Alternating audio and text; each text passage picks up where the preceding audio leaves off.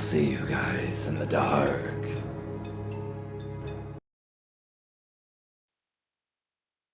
This happened in 1978, but I never really recovered from it.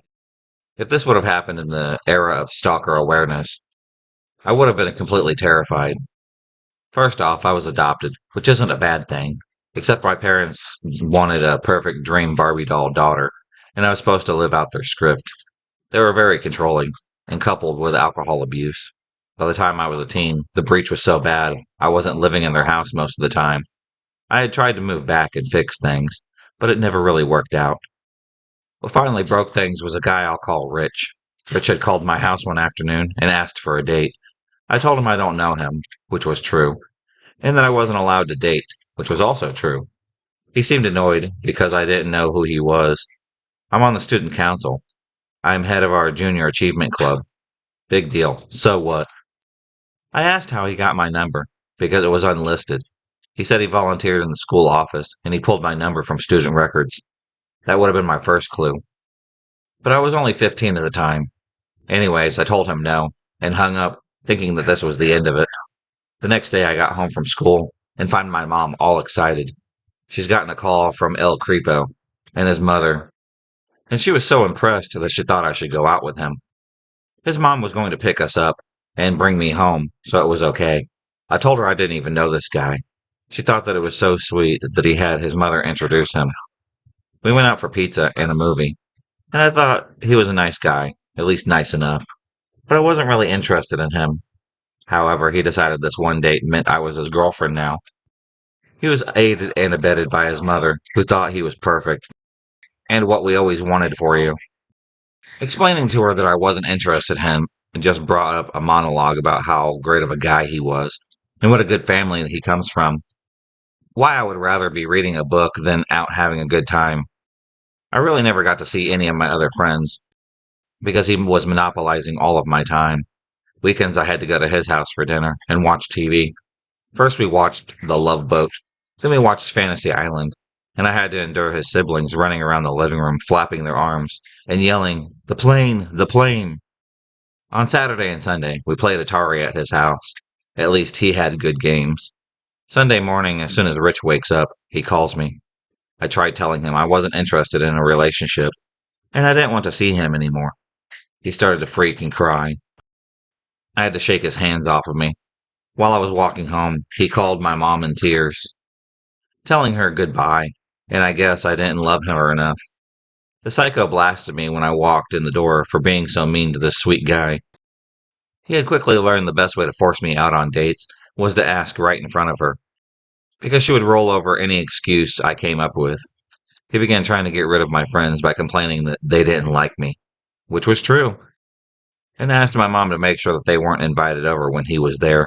My friends either didn't like him or were a bad influence on me. He griped about my clothes and my makeup. He hated lipstick, especially. I told my mom, thinking that she'd agree that that was stupid. But suddenly, when I got dressed for school the next day, she blew up. "What are you doing with that makeup on? Rich told you he doesn't like that. You get back in there and wash your face off." I was flabbergasted, but said hell no to both of them, and then wore whatever I liked. He would scowl and screw his face up into the ugliest sneers, saying that I looked like a streetwalker. At one point, he even said that I had no business wearing a bikini. The top was way too low cut, that I should show some self respect. Mind you, I had the flattest of flat chested. I really wish that he would have been abusive towards me, because then my parents would have agreed to get rid of him. But he was an honor student, from a good family, not a troublemaker. At school, the teachers liked him, and although the other kids thought he was a number one nerd, didn't really bully him because he stomped everybody behind academically. I really don't know why he fixated on me. Maybe because I was the shyest kid in school. He never hit me, or was verbally abusive. I just couldn't peel him off of me. Christmas was the worst. He gave me a list. This is what he wants for Christmas. This is what his sister wants for Christmas. This is what his mother had wanted for Christmas.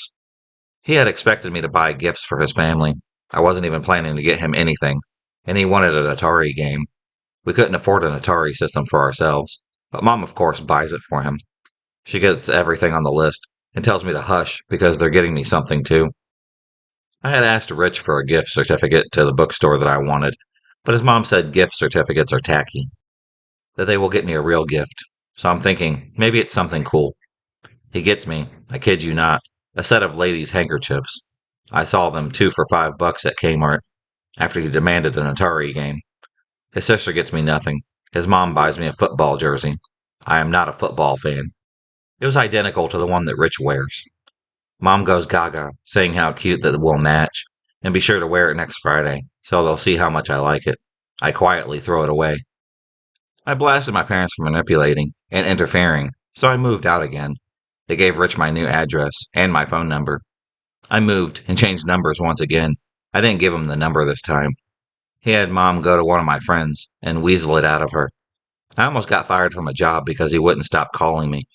He waited for me outside the door of my work and then followed me, begging and crying. He followed another guy I was dating and tried to convince him that we were engaged.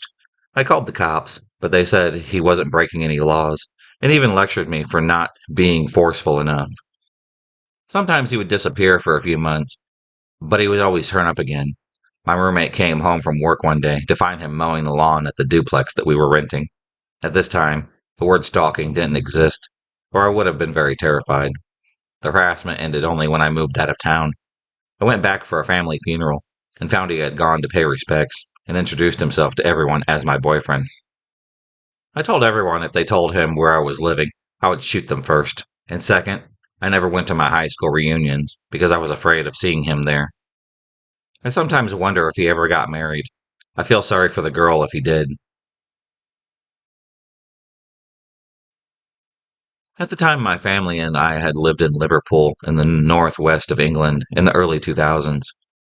Where we were from has always been notorious for a substance problem, and being one of the more deprived areas of the country, I'm the youngest of 4, who are all a few years older than me, and by the time I was in high school, they were already starting their families. It was just me and my mom at home. She worked as a nurse, and as sometimes assigned night shifts, so I was left alone apart from the neighbors checking in every once in a while, which I really didn't mind. While my mom had worked, I'd complete simple household tasks like cleaning and putting the washing out on the line outside. In the summer, I would leave the front door open so I would go in and out easier, and to let some fresh air into the house, which really wasn't uncommon at the time. I started noticing some of my clothes would go missing, particularly my underwear, but I just shrugged it off as the wind was blowing it off, or some kid's idea of a joke. But it started happening every time there was washing out, even when no kids were outside playing. We didn't own a dryer, so there's no other option but to put the clothes outside on the dry. So more and more items kept going missing. Then more and more disturbing things started to happen, such as me going upstairs and returning to the front door being wide open when I had just closed it, or the entire washing line being pulled down, with only certain items being taken from the pile. I'd also often find hand smudges on the windows. I had convinced myself that they were from me closing them, and I thought I was just being paranoid, but was still scared and didn't want to be alone, especially as of night, as my imagination got the better of me. So I explained to my brother about strange things that I had noticed, and if he would pick me up and take me to his house for the night.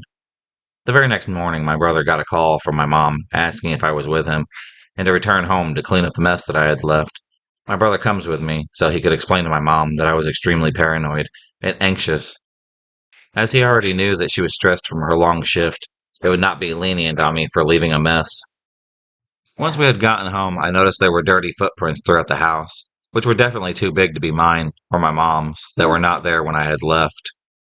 My mom was pacing around the living room in a huff, pointing and shouting about pillows being thrown around and glasses and plates being left lying around unwashed. I had my brother's word to back me up that it had definitely not been this way when we left, when he had picked me up. She was confused as to who else could have made this mess, since I was the last person to be home. She asked me to clean up as she was going to bed, and to make sure that everything was tidy for when she woke up. When she reached the top of the stairs, she started calling my brother's name. Every single door upstairs was open, and every room had been rifled through. Both mine and my mom's underwear drawers had been flung open, with clothing covering the floor. Both beds had been untidy, as if someone had slept in them, with cigarette butts flicked onto the floor. It was obvious that someone else had been in the house, and it seems they'd made themselves feel at home. My brother sent me and my mom downstairs to phone the police as he checked the rest of the house. He noticed the bathroom light on and noticed that whoever had been there had ran themselves a bath. They even forgot to drain the tub and even left a ring around the tub and made a cup of tea. Resting on the toilet were multiple pairs of me and my mom's underwear, which had been soiled by then. At this point, my brother had to leave the bathroom and wait for the police. When they finally came, they told us it was most likely a homeless person or someone on drugs who just wanted a bed to sleep in for the night. Since nothing was actually taken, including a ring on my mom's dresser, which was clearly in sight, and there was nothing much that they could do other than suggest that we make sure all of our windows and doors are locked. After that, I wasn't allowed to stay home at night, just in case something similar were to happen again. But nothing ever did, apart from underwear occasionally being missing off of the line. I'm still not sure if this was a stalker situation or the police were right, if it was just a coincidence. But it still freaks me out. If you enjoyed this video, please subscribe, like, and hit the bell for notifications on future videos and become a stalker of the night. And I'll see you next time.